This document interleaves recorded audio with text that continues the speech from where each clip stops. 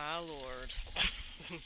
Hello, everybody, and welcome to my channel, or welcome back if you are already subscribed. Y'all, this is my third time filming this video. Oh, I'm having a Murphy's Law kinda day. My laptop battery was not charged, and I was in a place that I could not charge it, and so it died on me. That was my second attempt. My first attempt, we were full of space, so I, my, I was out of space on my hard drive, and I recorded a whole video, and it didn't save because there was no space. So, third time's the charm, they say. I am here with a new deck review. This is the Botanica Occulta Tarot by Dark Synevyr, or Synevyr. I hope I pronounced that right. So this is a tarot deck inspired by plants and their magical properties. This is the box it comes in. I am sorry I could not, do the really first reactions unboxing because that video was lost. But if you want to see the packaging it came in, I thought this was cute. It's like a witchy wrapping paper kind of thing. Also, I'm trying something new by recording outside. But this is really cute. And I wish y'all could have seen me open it, but I did that on the first video that got lost. So, here we are. So, this is the box. It's a pretty standard box. I think this is the strength card, actually. I'm not supposed to know that, but I know that because I flipped through these cards 2 times already. And as you can see, this is a complete 78 card deck plus 2 extra cards. So, Dark Synevyr added, some creators will add extra cards based on what they're trying to convey. So there's 2 non-traditional cards in this deck. But anyways, let's open it.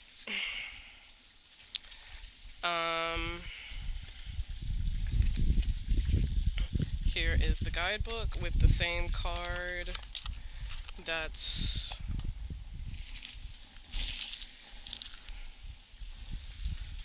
on the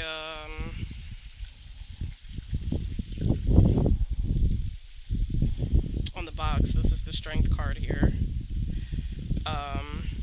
And I'd say while the guidebook looks small, it does have a lot of information in it. It's just that the print is small, and I assume it's one of the thinner guidebooks because they wanted it to fit in the box. But for someone like me who doesn't know much about, and I mean the camera's not really picking up on the words here because they're small, but for someone like me that doesn't know much about plants, this is helpful because there's 4 sections, and it tells you the meaning of the flower and the meaning of the card, and it kind of describes what's going on in the picture. So if you don't really catch it just from looking, the book will explain it for you. So if you're a beginner, I would say, and I'm going to go into detail on this more, I would say you're probably going to rely a lot more heavily on this guidebook. So there is enough information to help you get familiar with this deck, but I would recommend that you familiarize yourself first with the Rider-Waite Smith deck, so at least you know the tarot meanings, and then you can focus on how it integrates with the meanings of these flowers, of these plants. But I feel like there's a good bit of information in this guidebook which will help a beginner and also someone who is intermediate to advanced that just doesn't know about flowers. It will help with that. So here's the guidebook here. Now the cards are fully reversible. For those that are new, that means it looks the same upright or reversed. So if you're doing a reading, you will not be able to tell beforehand whether you got an upright or reversed card. The artwork is kind of giving me womb vibes. If you can see this like kind of circle right here, this pink circle, and then it goes down to a little. If I had a pen, I'd be able to better show you because my finger's too thick. But a little canal here that looks like, you know, the birthing canal there, which I think is pretty cool. In terms of the artwork, it has like a vintage kind of vibe to it that I like, because that vintage vibe is going to give you that magical, mystical feel, which, you know, is missing in modern decks. I like modern decks, don't get me wrong, but it doesn't feel quite as magical. So, because it has this kind of vintage feel, almost like it looks like the time period of the Rider-Waite-Smith deck. Was that the medieval time period? Correct me if I'm wrong, I don't know. Um, it preserves that kind of magical, mystical feeling, which I think is what the creator was going for. So, I think that's pretty cool. Another thing to note is this is kind of a Marseille style deck. What that means is that your non-major arcana cards, your minor arcana cards, are just going to be pictures of there's just going to be pictures of, you know, whatever the suit is. So this is 10 of Wands. It's literally just going to be a picture of 10 Wands. But the major arcana will still have pictures, but it's right on the it's right at the back too.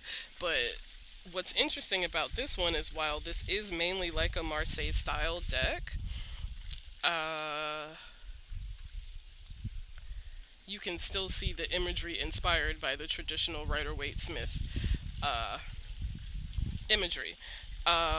Like, this is the Six of Swords, which, for those of you that know, is the figure, the boatman, ferrying a woman, or presumably a woman. The figure's hooded, so you can't really tell, and child, you know, to calmer waters, you know.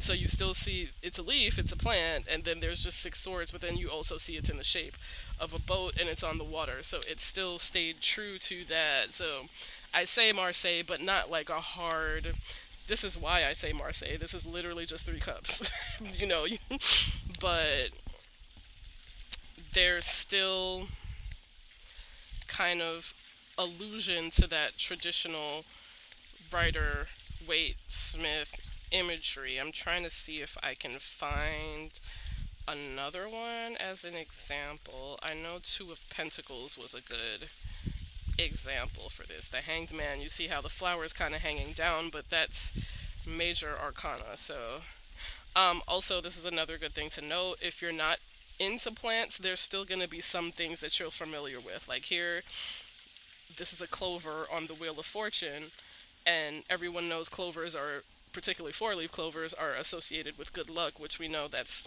what the Wheel of Fortune's all about. Well, upright anyway. Here's the Two of Pentacles right here.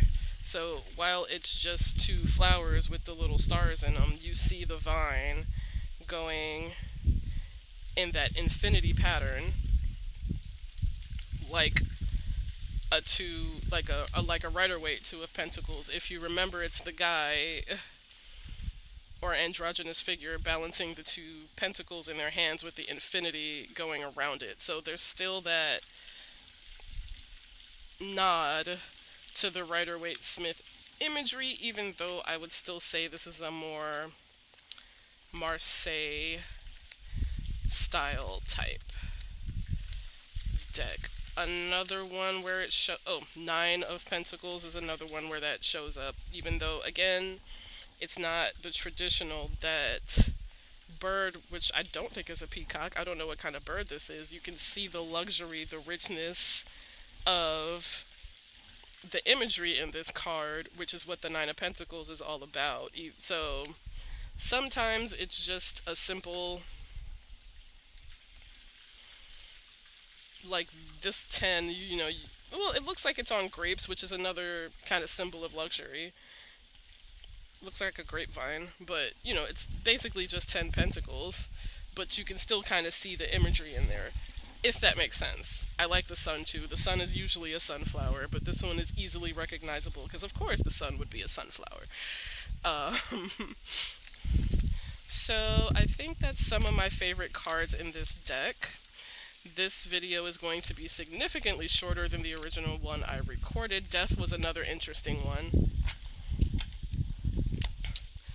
Because again, even if you don't know the flower, you see these garden shears getting ready to snap that flower, which obviously would cause the death of the flower. So you'll automatically understand that right away, even if you don't understand plant lore.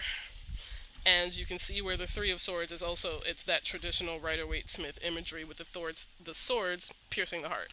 So I say Marseille style, but I use that loosely because you can clearly still see traditional Rider-Waite-Smith imagery. But overall, I do like this deck, and probably you'll see it more on the channel.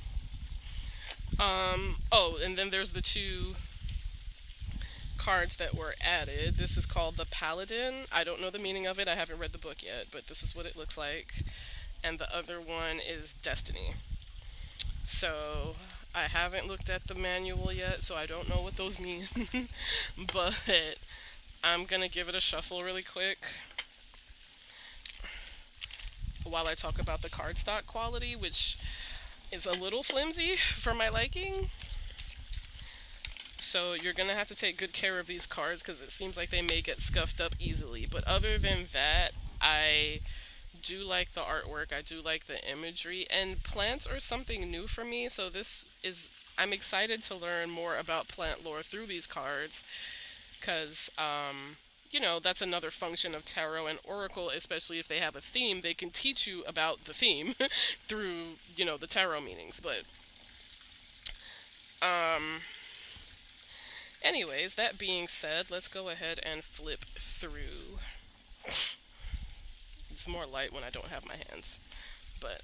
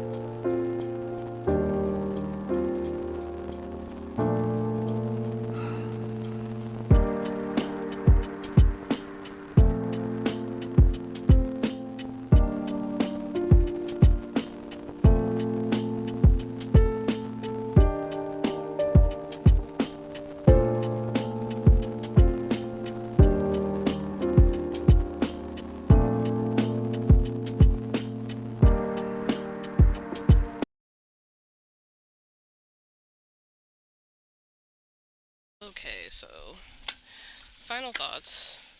Another thing I forgot to mention in the beginning is that I know flip throughs are usually in order, but the deck did come shuffled.